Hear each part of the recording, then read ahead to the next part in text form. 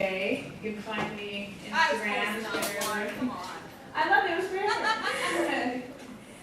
Cool. So I'm really tall, yet Italian. No town.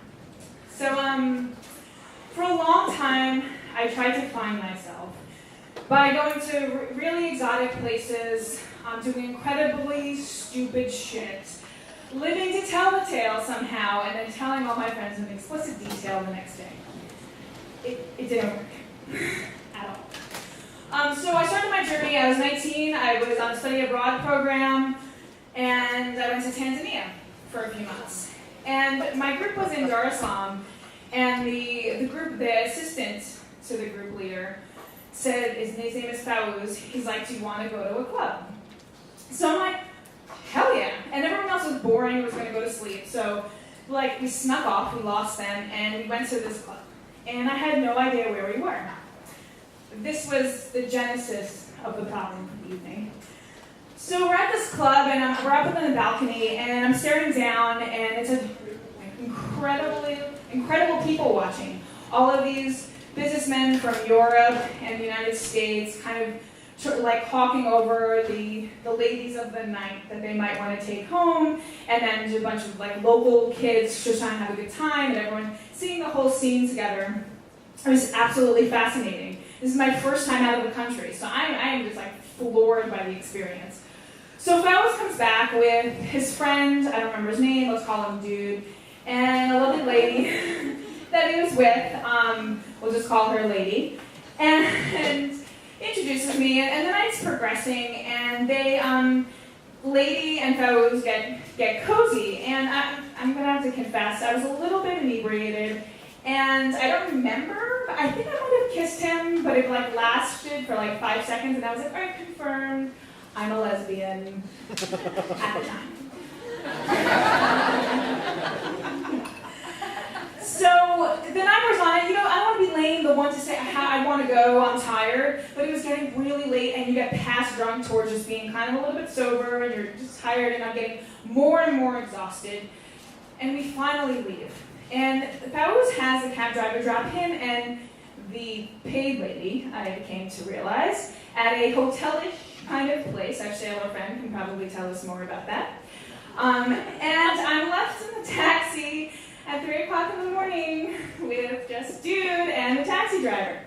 Now you have to understand, I can't hop out and hop another taxi, and I definitely can't walk home. I am in a very dangerous and desolate city at 3 o'clock in the morning, all alone.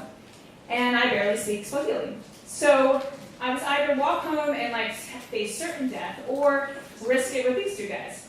So I'm like, all right, they were convinced that they couldn't bring me home. They had to bring me to his house. So, all right, fine, let's go.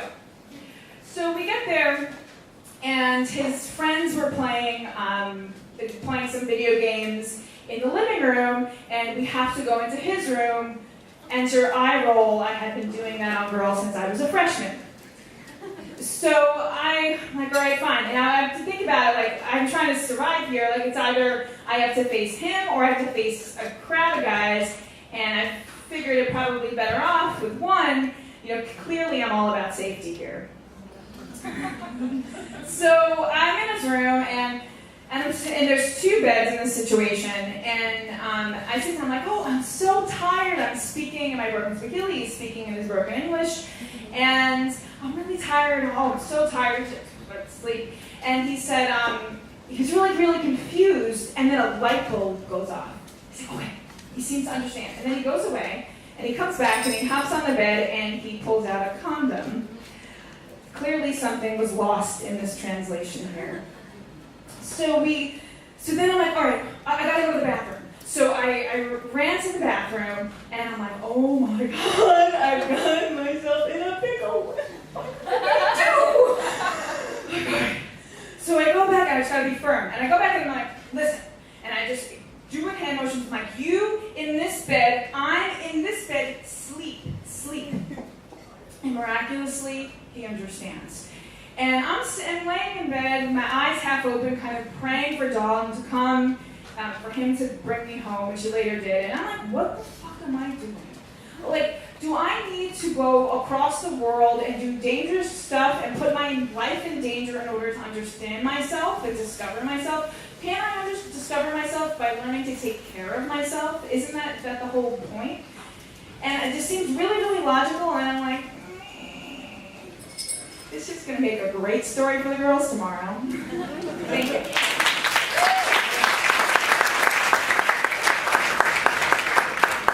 All right, Mary. So next time you're in that predicament, and hopefully you don't have to, you just use this ball shooter. It comes with 4 balls. You aim it at the crotchal region. And, I think that you made your point really well.